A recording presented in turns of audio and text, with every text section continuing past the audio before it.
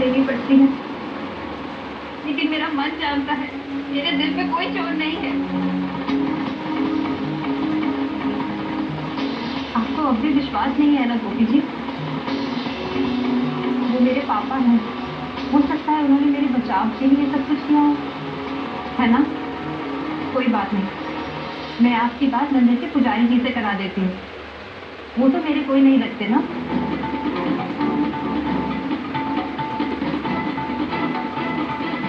जय श्री कृष्णा पंडित जी, मैं राधिका बोल रही हूँ। आज सुबह आपके पास आई थी पूजा के लिए। हाँ राधिका बिटिया, बोलो बोलो। मेरे अलावा आपको इस वक्त और भी कुछ लोग सुन रहे हैं।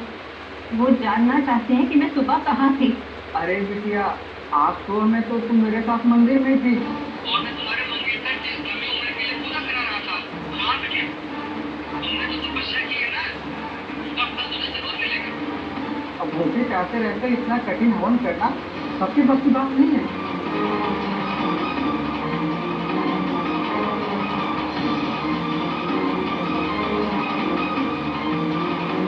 अब क्या कह रही हो गोपी? अब तुम्हें और कोई सबूत चाहिए राधिका की बेगुनाही के लिए? लेकिन पंडित जी, जय श्री कृष्णा पंडित जी, आज आपने औरतों की गलतफहमी दूर कर दी।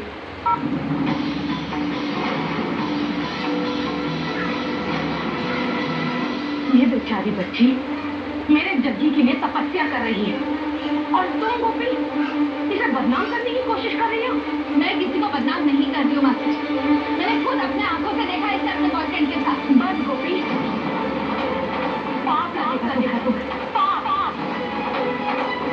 एक मासूम भोली लड़की को तुमने बिना सोचे समझे थप्पड़ मार दिया। राधिका, चलो बेटा, तुमने सवेरे से कुछ नहीं खाया ना, पहले कुछ खा पी। आओ। मैं आपकी बहुत इज्जत करती हूँ गोपी जी, और शायद इसीलिए मेरे दिल में आपके प्रति कभी कोई नाराजगी नहीं आई।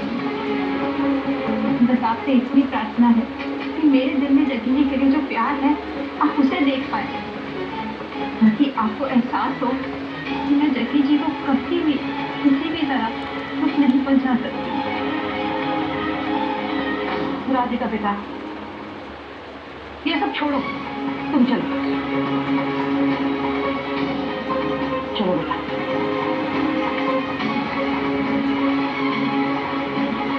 माँ जी,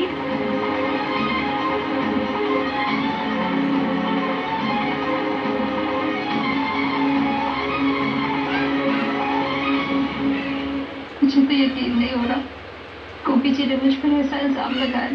जैसा वो कह रही है मैं ऐसे किसी लड़के को जानती तक नहीं। मेरे लिए सब कुछ जग्गी जी है। मैं जानती हूँ बेटा, चुप हो जा। मैं गोपी की तरफ से तुझसे माफी मांगती। नहीं सासू माँ, मुझे गुस्सा गोपी जी पे नहीं, अपनी किस्मत पर आ रहा है। पता नहीं जग्गी जी मेरे बारे में क्या सोच रहे हो।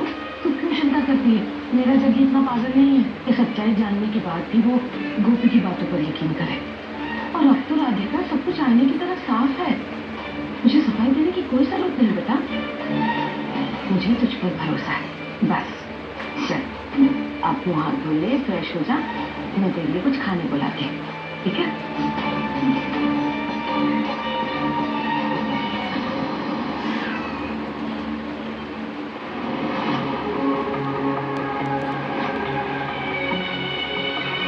मैंने ये बाजी इतनी सोच समझ कर बिछाई है सासू माँ कि आपके पास मेरे ऊपर भरोसा करने के अलावा और कोई चारा भी नहीं।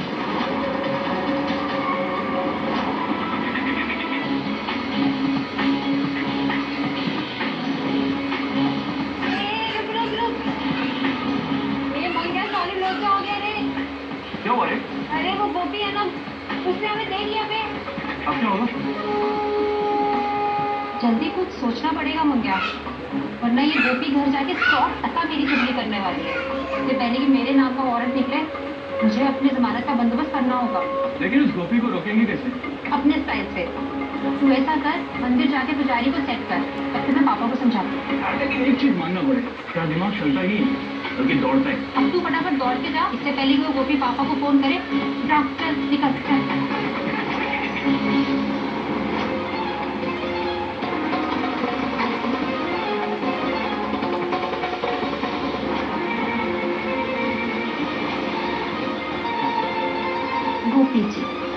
मेरा असली चेहरा कभी नहीं देख पाएंगे। मैं जो यहाँ करने आई हूँ वो मैं करके रहूंगी। माँ जी, मैं ये तो नहीं जानती कि राधिका का क्या मकसद है ये सब के पीछे, पर ये बात बहुत अच्छे से समझ गई कि वो जग्गी जी के लिए सही लड़की नहीं है। माँ जी, मैंने खुद अपने आंखों से देखा, सिर्फ वो मंगेश से बात कर रही थी, गले मिल रही थी, वो सब सही नहीं था माँ जी।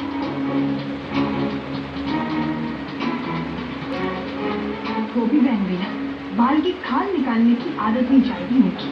कहीं ऐसा तो नहीं कि तुमने जिस लड़की को देखा उसकी शक्ल राधिका से मिलती जुलती हो और तुम्हें पहचानने में कुछ भूल हुई हो? नहीं माँ जी, ऐसी बात नहीं है। मुझे यकीन है कि वो राधिका ही थी। आप खुद सोचिए ना माँ जी, मैं बिना वजह राधिका पर क्यों इल्जाम लगाऊंगी? क्योंकि तुम्हारे नियत में खोट आ गया है गोपी।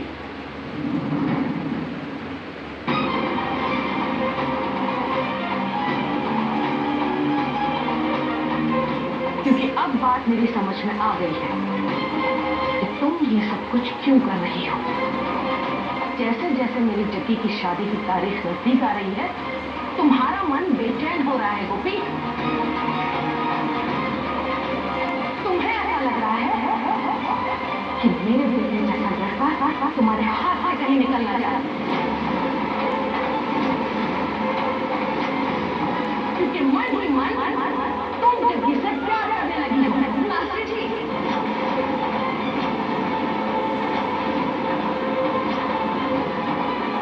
मशी, तुम होश में तो हो? मेरी बेटी गोपी के बारे में तुम्हारे मन में ऐसे विचार भी कैसे आ सकते हैं? मेरे मन में नहीं, तुम्हारी गोपी के मन में विचार आ रहे हैं मेरे बेटे को लेकर। इसीलिए राधिका को नीचा दिखाकर ये मेरी बहू बनने के सपने देख रही है।